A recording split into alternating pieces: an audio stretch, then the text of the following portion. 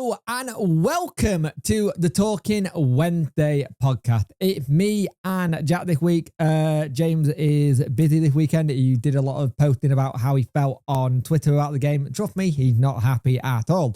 But it's me and Jack this weekend, and we're glad that you are joining us to talk about this week's worth of situation that's happened. Could you say? Yeah. Because it's hard to wrap my head around that Monday with the transfer window ending. Yeah, And that was only Monday. 3rd of February. 3rd of February. Yeah. All to be in line with Europe's top leagues to create a synergy across all of Europe's top transferring bodies, whatever the hell it was that What they he said. Whatever the hell that meant from the friggin' FA or Yeah. whatever. Yeah.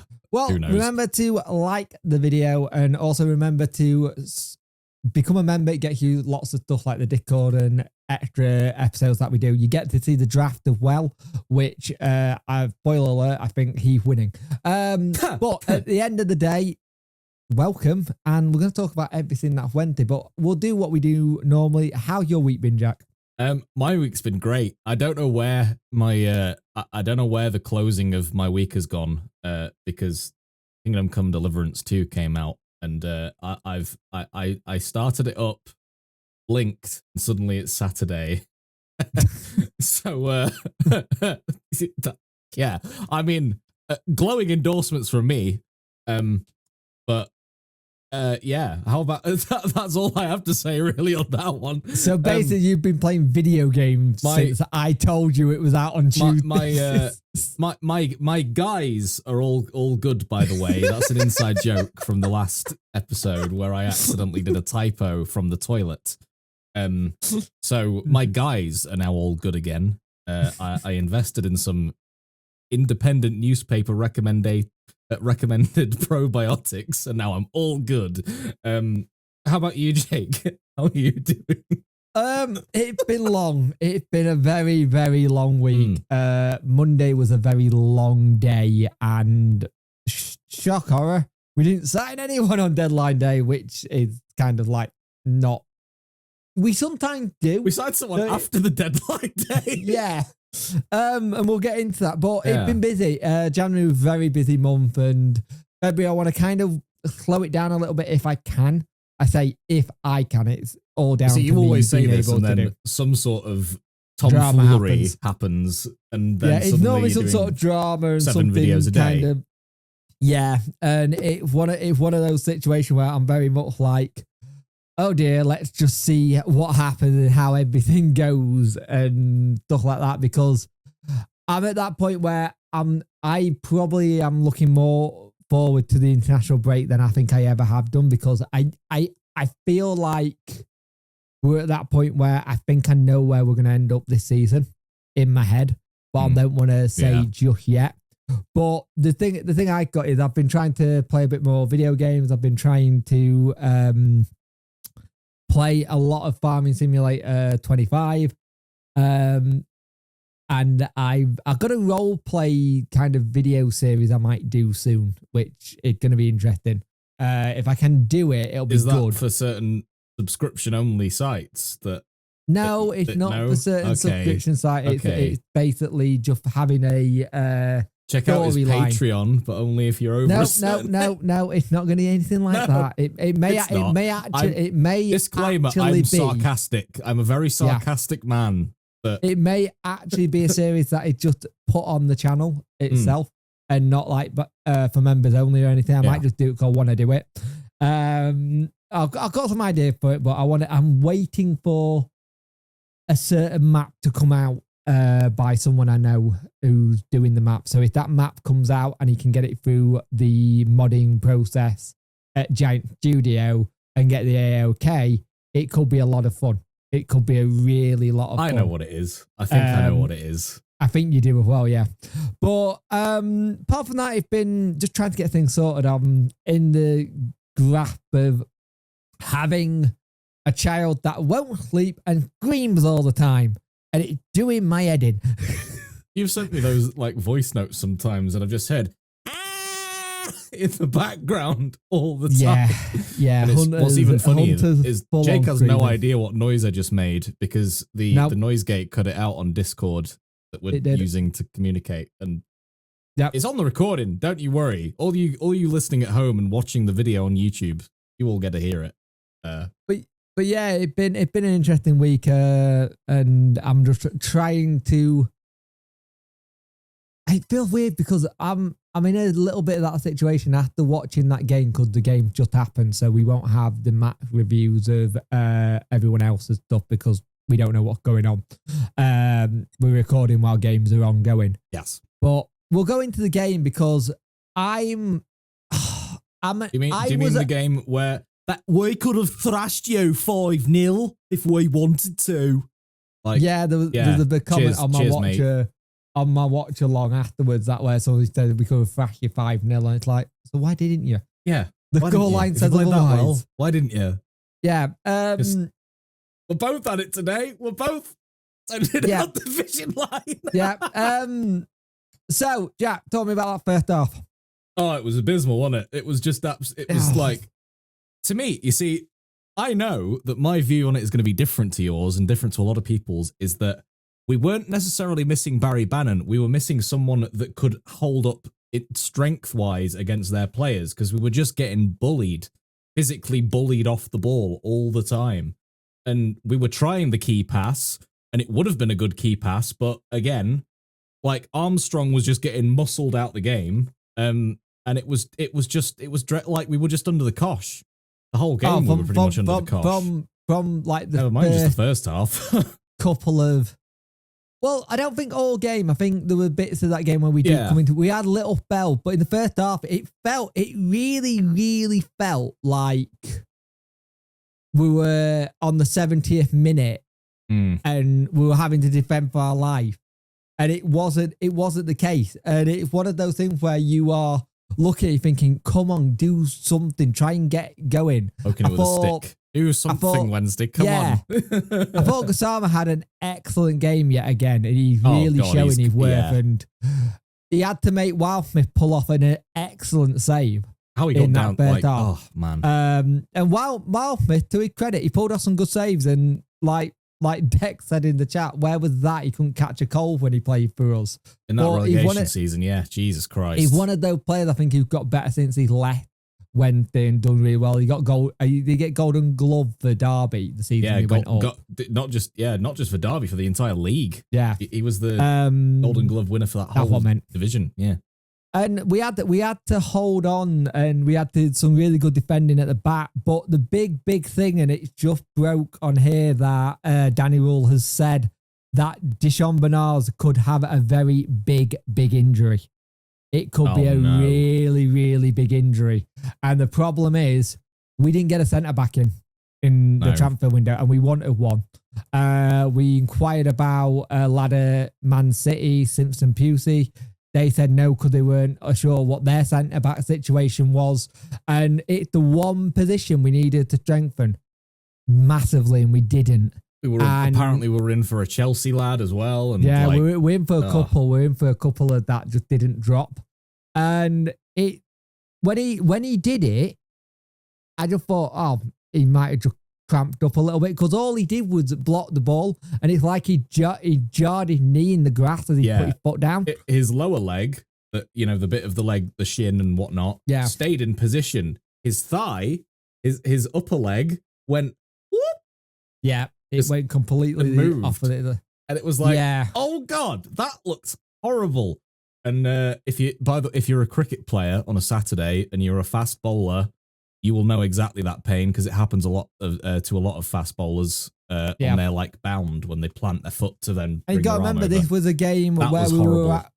This was a game where we were out Barry Bannon as well because he apparently got to see a specialist about his injury. And Danny said, you go to see a specialist. No, you're not injured, Jake. You don't have a problem. You just go there for a laugh. It's like me saying I want to go and see a gynecologist, and I won't elaborate because I'm sure you're all intelligent enough to know why that would be stupid. But yeah, there's nothing wrong with Barry Bannon. Apparently, he should be able to sit on the bench even. No, just doesn't need to go and see a specialist for no reason. Well, the thing with Barry God. Bannon, he turned around and said to media this: we don't know what it is. It could be a longer one. It could be 4 weeks. It could be 6 weeks. It could be 7 days with Barry Bannon. So let's hope it's the latter and 7 days, and then instead of it being a lot longer, because we did miss him, but we had some chances in that first half, but we needed to change stuff. Also, right at the end, Gassama gets completely shoved off the pitch. Yeah, he gets booted and into Danny the, was fuming. yeah. And it's just like, you were thinking, what can we do to change it? But second half, we came out a little bit better, I thought. What do you think? Yeah, I think there was definitely some sort of tactical change, or it was Henrik that absolutely lit a fire rocket under their backsides. But they showed a lot more intensive, like in their pressing and in their aggression and everything. It just they upped the game massively compared to that first half. Because that first half they just didn't look bothered. There was no urgency. There was no movement. There was no urgency. It was just so like passive, and they just like I didn't think that Chalobah painted himself in much glory. I've got to say, he was just watching a lot. I think the big thing about this game is that we would have the ball and then we'd pass it right back. Yeah, we'd give it straight back, and there was no momentum all game. It really did struggled. Actually remind me. Do you know? Well, I mean, of course, everyone remembers the playoff final against Hull back in the day. It was very much the same sort of thing as that. They were just cutting out passes all the time and wouldn't give us much breathing room, nothing. They just snuffed it out. And we just couldn't do anything. No. We resorted to having to rely on Gassama again to create something on the wing. We did get the ball in the back of the net. Yeah. But it took a minute for them to decide it was either offside or Josh Windass was interfering with the keeper.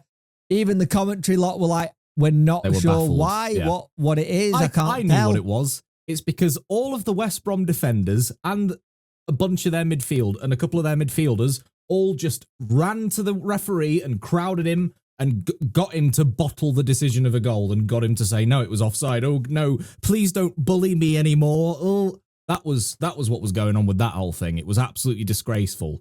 Because the line had a clear view of it. Not a lot we can do about it. It got ruled off. He did the celebration. The amount of games this season that has happened because of refereeing, because of piss poor officiating is unreal. I'll be honest with you though, he wasn't much better for West Brom, because West Brom could have had a penalty in the second half because Marvin Johnson did handball. Was it Marvin Johnson? No, Max it was Lowe, Max one Lowe. Of them. Max Lowe did handle it. Technically ball to hand, but it was still like it's still a pen. It's one of them soft, so I can very understand soft penalties, but yeah. And you're just looking at it going, is it going to be one of those games? And their goal they got, I'm not going to lie, Adam Armstrong, when I first saw it, I thought, oh, that's a bit fluky. Watched it back when actually that's some really technical play to score that goal. The way he's had to readjust his body to get it past Beadle, I was actually really impressed with that. And Beadle made some fantastic saves in the first half and in the second half. Yeah. I've actually seen some people saying Beadle's at fault for this. I'm like, no, he's not. We could have been a lot worse than this.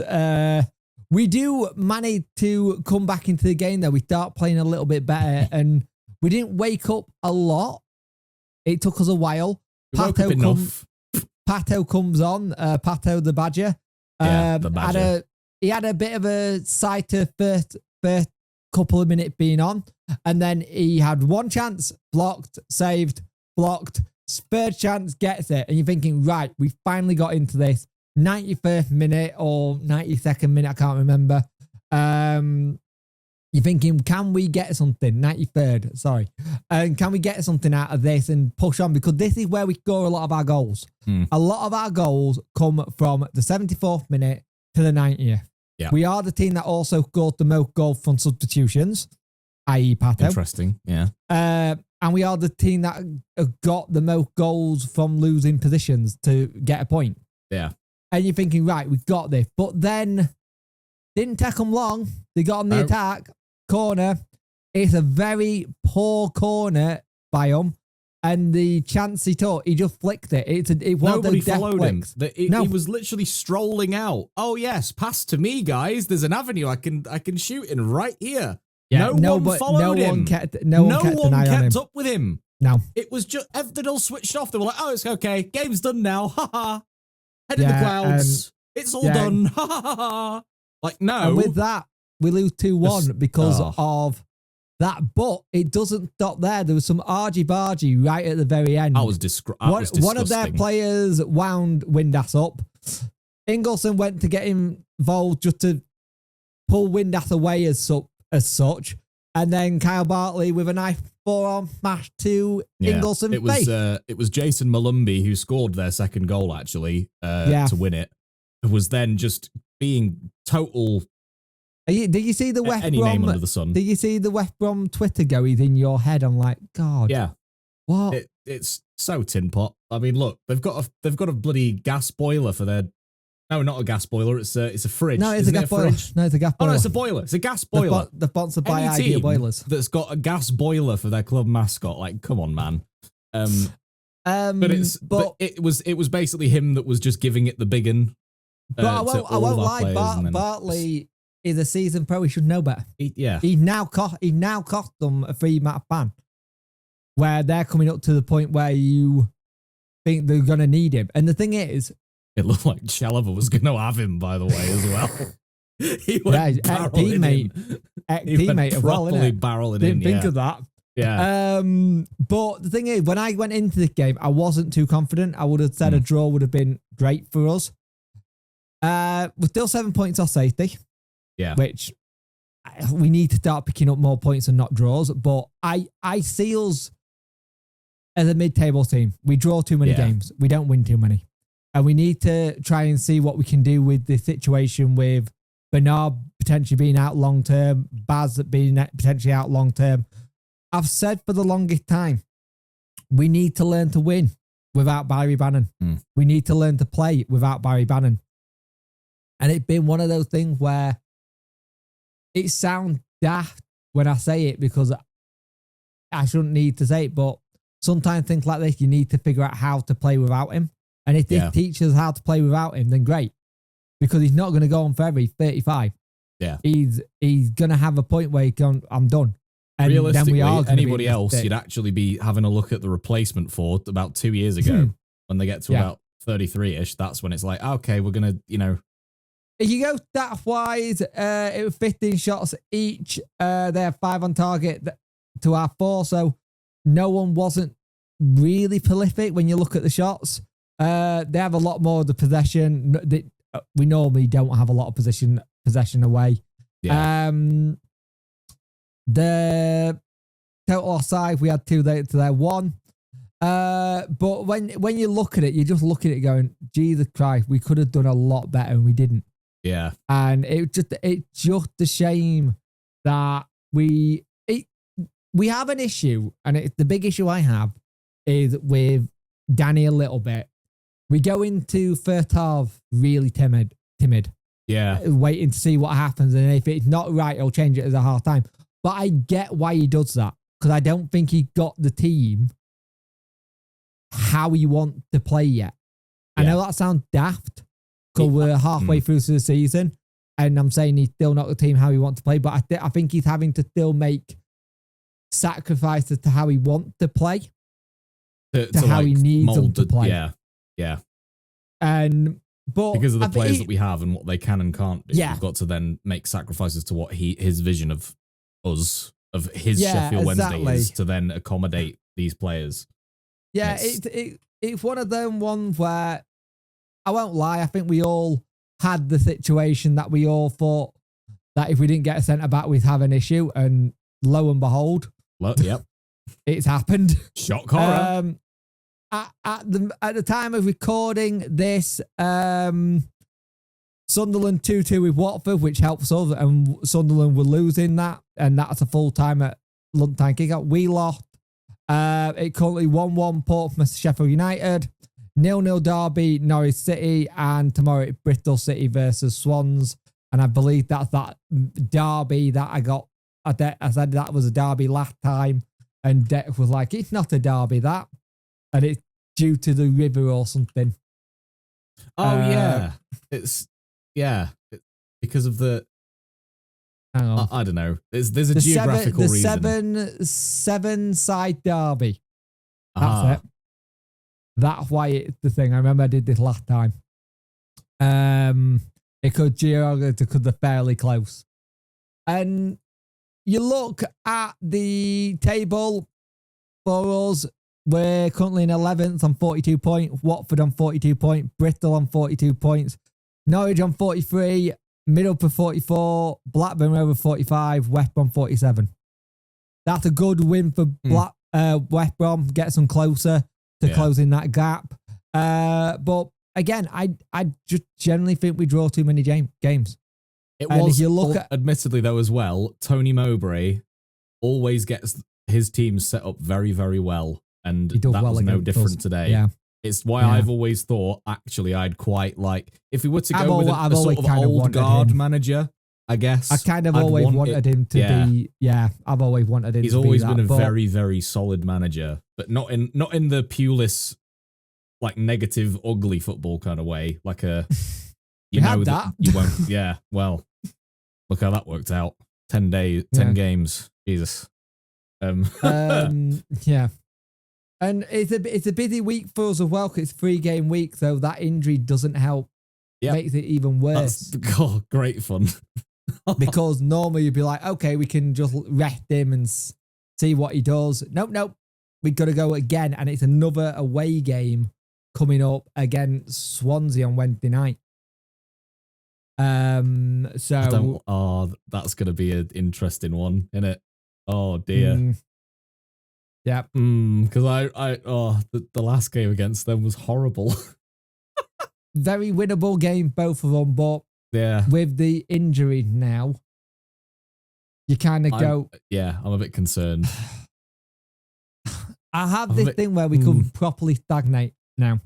Yes, we could properly stagnate and struggle to pick up points and maybe not fly down the table, but not look as great as we were, if that makes sense. I sort of feel like we're in a situation where we're a bit top heavy now, in that we've got loads of quality in creating chances, but not much in the back. So much left really with defending any opposition chances, and it's that we've got a little bit of we're gonna have a makeshift back line again. You're going to have the likes of Max Lowe and Valerie have to play centre back, or even Charles. And the worst part of this is our 2 games at the end of February are Burnley and Sunderland. Oh, amazing! Oh, great! That's going to go down really well, isn't it?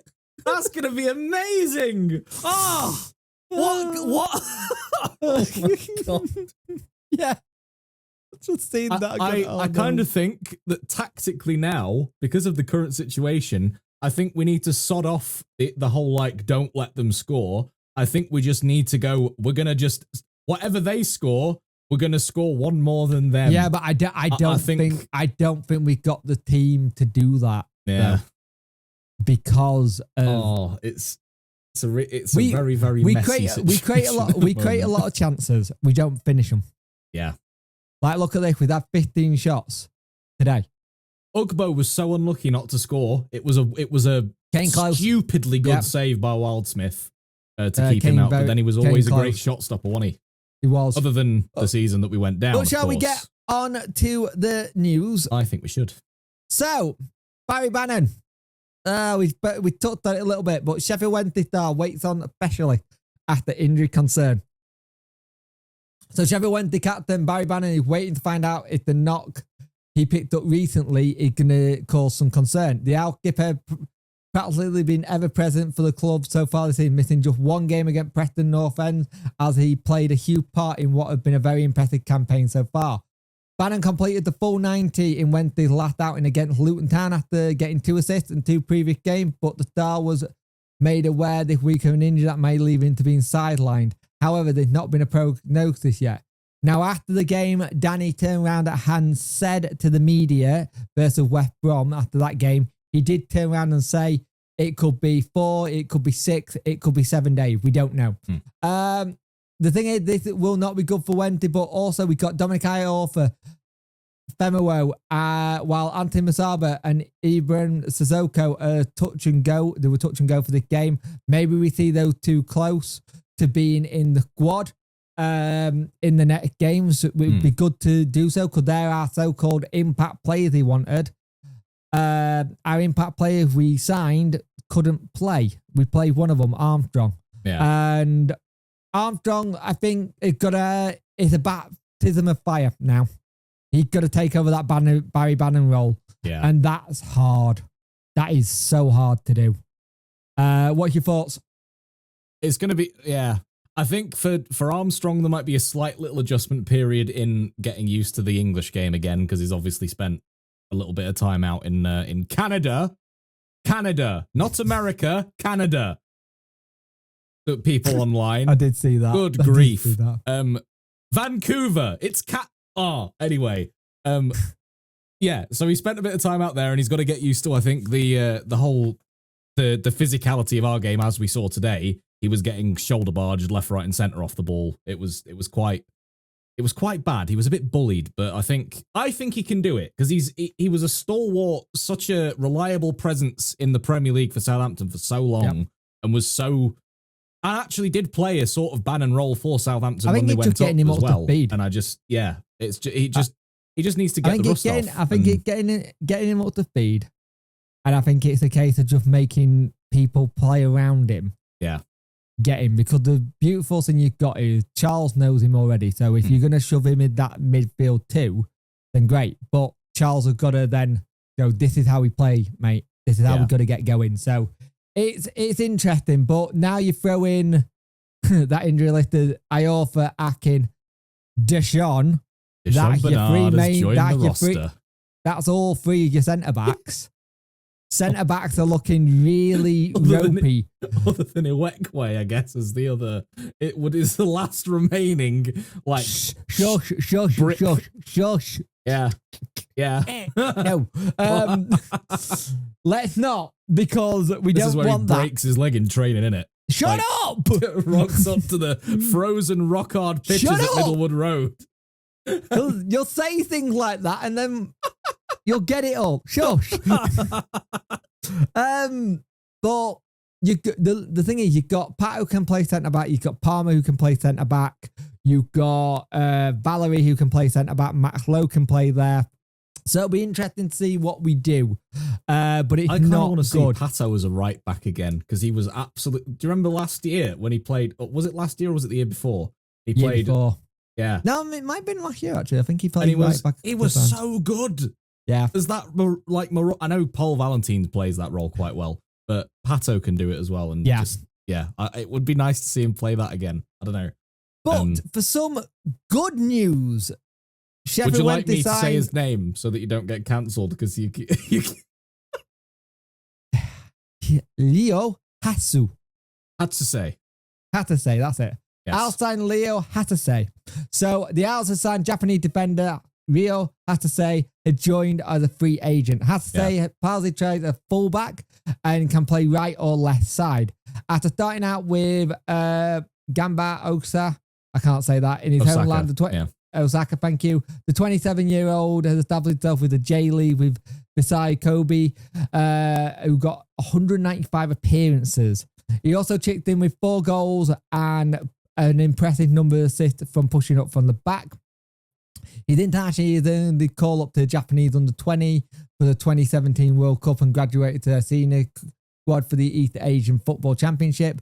The move to Hillsborough represents his first away from Japan, where he played. I love how when the website put this, where he played alongside Spanish legend Iniesta.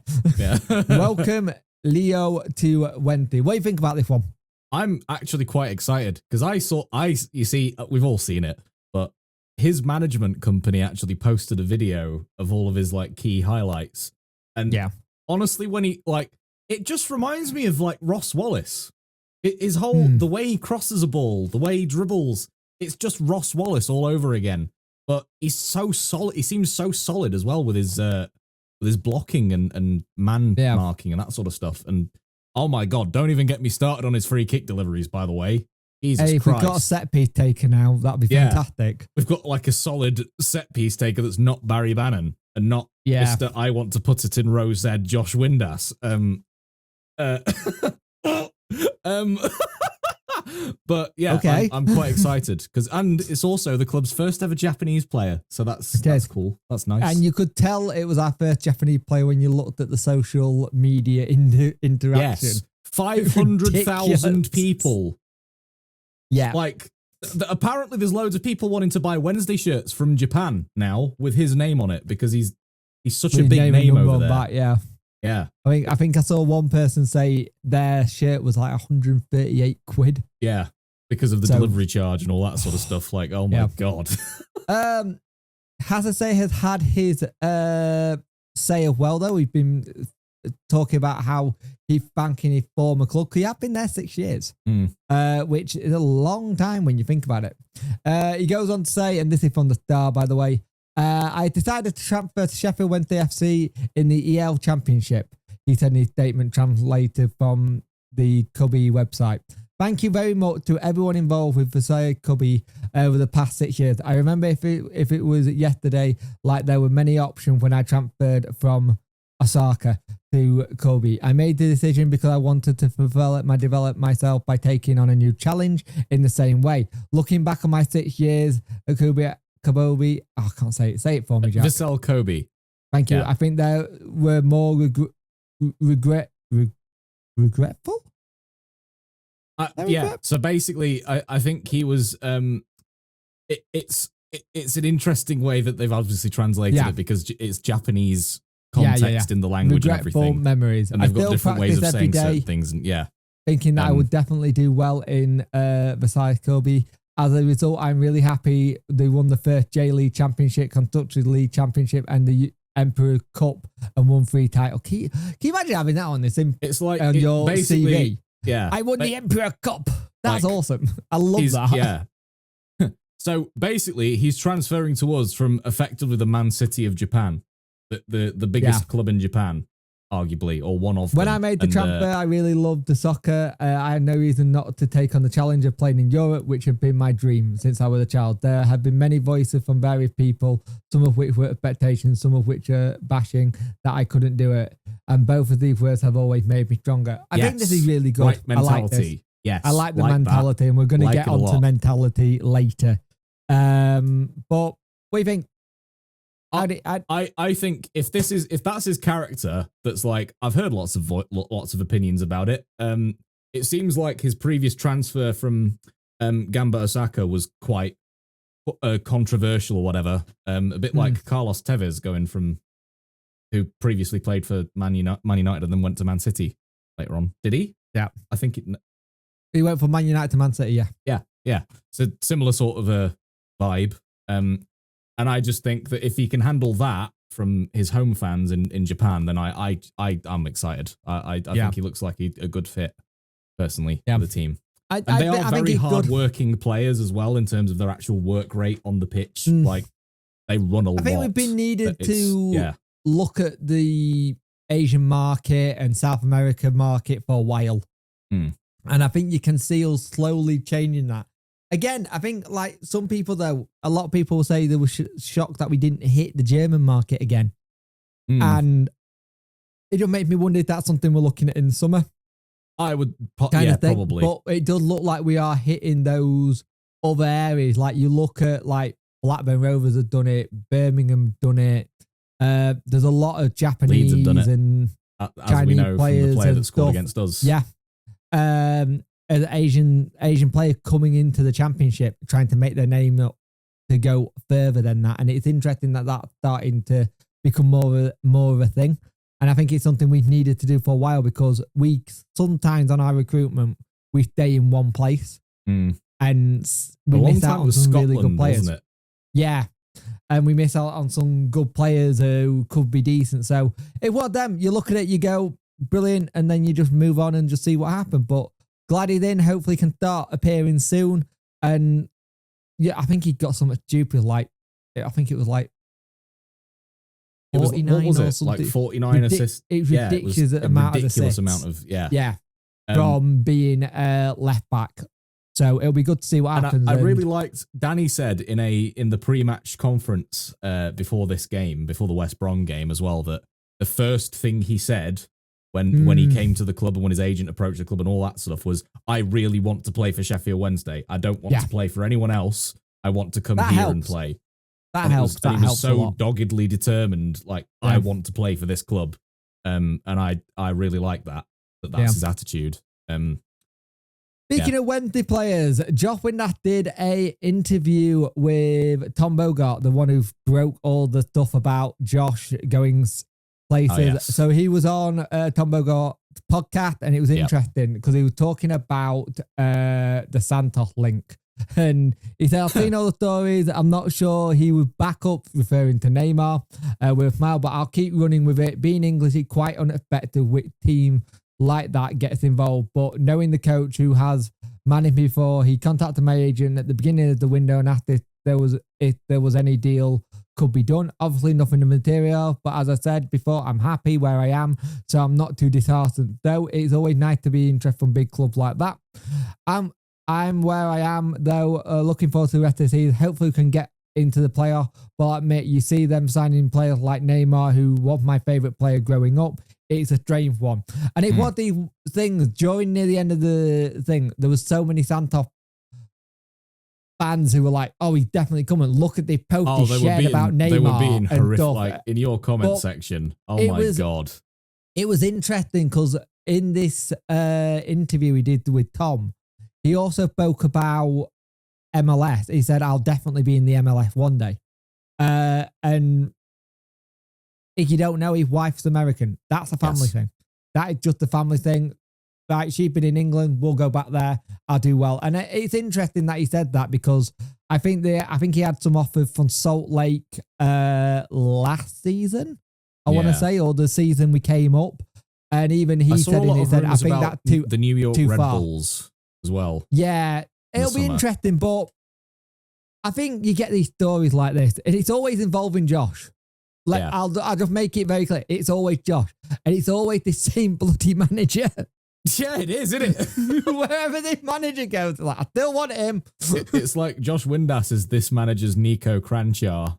If that manager was Harry Redknapp, Josh Windass would be Nico Cranchar. But it was the one where when you first saw it, you were like, if a bit of money comes in, then great. But again, I just look at the transfer window and just look and go, yeah, we got 3 players in. And the one position we didn't need gets done today. Yeah. I just wonder what this suggests for the future of, like, Marvin Johnson, for example. Because it's a left back, isn't it? A full back. Yeah. And I'm just a bit, and if Max Lowe obviously also plays there, it's just a bit. And again, you got the thing, we got the whole thing when the Josh Windass thing happened. He spoke about contract. Now there's a lot of talk that saying he was out of contract at the end of summer. I think we got an option of the year. Yeah, I just don't think Josh signs another year when he could have had 2 years at West Brom. Yeah, exactly. Personally. Yeah. So it's one of them, but it's always interesting we get these stories about players going to a club which is not what you first thought of. Like, for a longest time, you saw a lot of clubs going to players going to, like, Saudi Arabia. And Iniesta going to the J League and playing for Gamba Osaka, you know, like Oscar going to China when he left Chelsea. Yeah. So it's not out the possibility that something like this would happen. But I just thought it was interesting, Josh talking to the bloke who broke the stories about it and talking about it in a way which was quite open and really interesting. I will say something. I have watched a couple of these, like, players do their interviews and later, like, get a phone stand, use your back facing camera. Yeah. They look naff. Rather than these, like, just the selfie thing. Like that camera's the one that always gets knackered because it's in your pocket. Yeah. And of course, I do want to bring up the big interview with Sam Hutchinson that was great, and it was a wonderful interview by the Wednesday Week.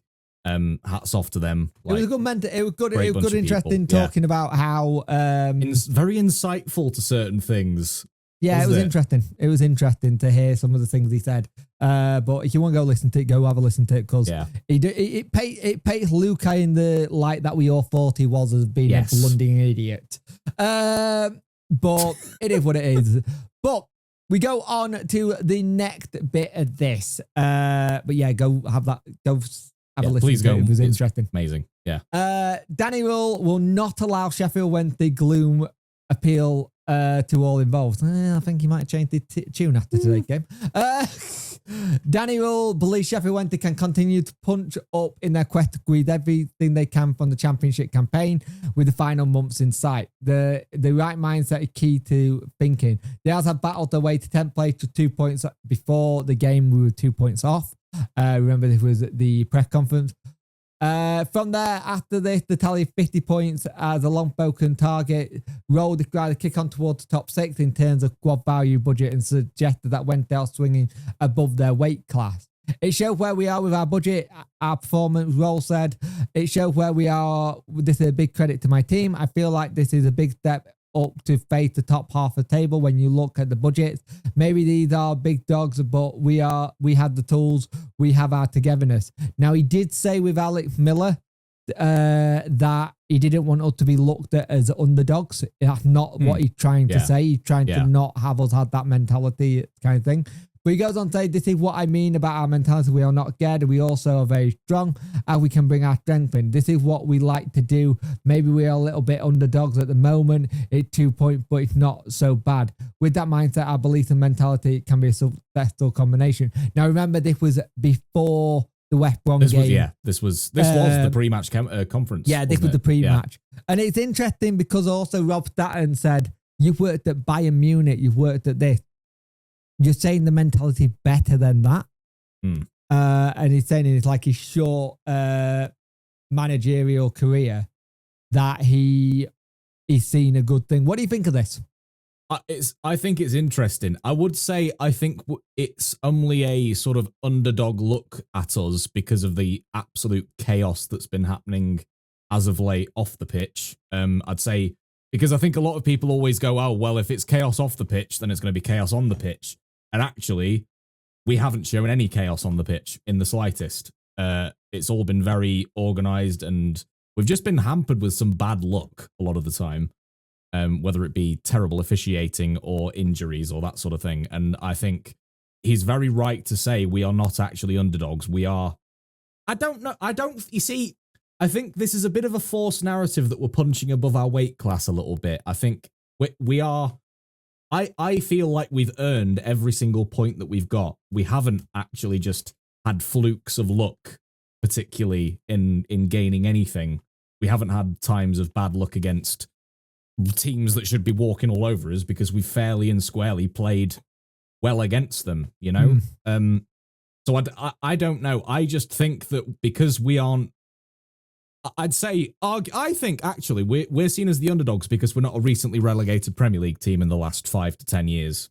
We're a bit of an outsider to the normal yo-yo lot. Yeah. And I just think they're trying to paint this little underdog thing on us because, oh, it's Sheffield Wednesday. Like they've been in Championship to League One hell for like God knows how long now. And I don't know. I don't think a underdog is a fair label on us, really. What about you? Yeah. Do you? I think the word underdog, because I don't think you can use the word underdog because we get back into games. Yeah. We get back into game quite well and we're quite good at that. Yeah. And I think I wouldn't say we're underdog, I'll just say we're inconsistent. Yeah. And if you actually look at most of the championship, they're all inconsistent. Yeah, exactly. Like other than the top four, everyone. I would even say even top four is a bit inconsistent. Yeah. I would say top 3 because Sunderland are not there. Like if you look at the top 4, 59 points, 61, 62, 66. Leeds United had a draw in the last 5. Sheffield United lost 1 in the last 5. Burnley drawn 3 in the last 5. Sunderland drawn 3 in the last 5. So that consistency there, but it's not that consistency winning streak that you would like to see. And if you actually like look at teams like Blackburn Rovers, they're currently in 6th place. They've only won one in the last 5. Huh. And then you look around us, where we've won 1-2. No, we haven't. We've lost 2, drawn 2, won 1. Yeah. And then Watford just above us, they've lost 3, drawn 1, won 1. Yeah. There's not many consistencies there. When you look at it, everyone's a little bit all over the place and can't get a good run to go in. It seems like a proper throwback to that 2018, 2019 year when we got Steve Bruce in when he went on holiday for like 3 months before he even took the job. No, I can see. I agree. It's proper similarly kind of structured to that year when there's like 11th or 12th place that are only 4 points off. I think come the international break, I think we'll see where we are. Yeah. I think we'll see where we are and stuff like that. By that time, I want us on 50 points. Yeah. Like, generally, I want us on 50 points. And hopefully we can get there, but... Yeah. It's just... having no Deshaun now. Yeah. If it's a long-term one, we gotta try and fix it somehow, and we will. And the thing is, we've got Gabriel, who's signed a new contract and has been looking good. So I'll be honest with you, he's looked good when he's played. Yep. So I'm not too worried in that sense. It's just I don't like having this many injuries close to thing. And again, it's just the position we're not blessed with. And that's the big thing. But our next 2 games, Jack, are Swansea City on Wednesday night. Yes. And Coventry. How do you think we're going to do? Teams around us. I don't like to predict it now because I know. Like it could be anything. I don't know which Wednesday turns up now. If it's the Wednesday we saw against QPR or if it's the Wednesday we saw today. Yeah. That's my issue. I don't know. I really don't know. I'm just kind of like playing it game by game now. I think for me, it's less about how do we think we're going to do it. Just like one's an away game and we are good away from home. Yeah. And one's a home game where on our day we can do it, but sometimes the atmosphere. I think the atmosphere is a bigger component than people give credit for, I think, because like when Hillsborough's rocking and loud, even if it's not rocking necessarily, it really does spur the team on to go and do something. But then when it's the opposite, the players seem to like really feed off of it and drop their like intensity and concentration levels as well. And I don't know. It's a funny one. It's a very funny one. It's odd, isn't it? I've got more hope for points against Swansea, put it that way. I think I can see it being a win against Swansea and a draw against Coventry somehow. Yeah, I've just got this whole thing where, again, I don't want to predict. Yeah. I don't like predicting them. It's not... I'll just lost my sound. Try again. Hello? Yeah, I just lost my sound then.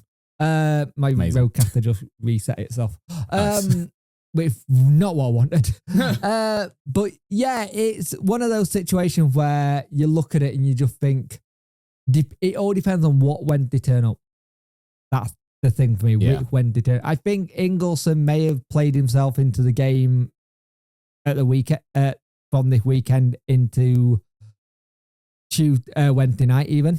I think he played very well when he came on. And I just wonder if it was a game too soon for Chalobah, the West Brom game, because it looked like it passed him by. Yeah, he did seem to be just, I don't know, he seemed very spectator that first half, especially the first half. This is a 3-game week. We could have done without coming up. And then we got a week to train with Burnley, a week to train in Sunderland, and then we got a week to train with Plymouth. So we got 3 games coming up where there's no midweek games, which is handy. The Sheffield derby's getting on the horizon now, Jake. Oh yeah. Oh. And that's in a 2-game week. Yeah, it is. Game. Oh god. And then we've got an international break, which with how the squad is looking, probably could come at the right time for us. But I don't know. It's interesting. As long as we get to that 50 points as soon as possible, I'm fine. Because right now, I do not want to keep seeing us stuck on this 42 with us, Bristol and Watford all stuck on it. Because if we have it where it's the game where we get a draw and then like, oh, we're on 44 now. Yeah. Or 43, it's going to do my head in until the end of the season. It's going to do my absolute head in. But you got anything else left to say, my friend? I don't think so. Just stay happy and healthy and make sure that your guys are okay. And don't send a typo anywhere when it might get laughed at by a lot of people. Make sure to spell check.